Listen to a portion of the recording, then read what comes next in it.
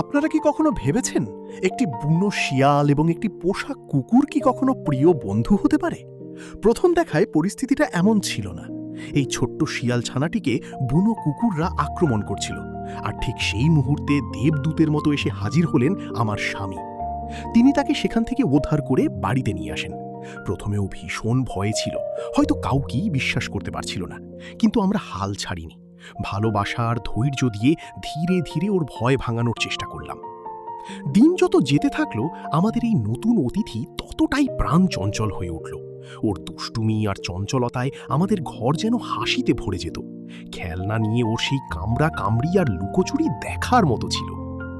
প্রথম গোসল থেকে শুরু করে লিটার ট্রেনিং, সবকিছুতেই ও আমাদের অবাক করে দিচ্ছিল।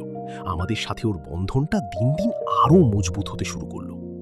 কিন্তু সবচেয়ে বড় চমকটা ছিল আমাদের পোষা কুকুর লুসি। যে প্রাণীরা সাধারণত একে অপরের শত্রু হয়, তারা হয়ে উঠল একে অপরের ছায়া। লুসির পিঠে চড়ে ঘুরে বেড়ানো কিংবা সারাদিন একসাথে খেলাধুলা, এই যেন এক রূপকথার গল্প। আজ ওরা একে অপরকে ছাড়া অসম্পূর্ণ। আমরা সত্যিই ভাগ্যবান যে এই ছোট্ট প্রাণটিকে আমরা বাঁচাতে পেরেছি এবং আমাদের পরিবারের অংশ করতে পেরেছি। এই সুন্দর বন্ধুত্বের জন্য একটি লাইক তো হওয়াই উচিত, তাই না?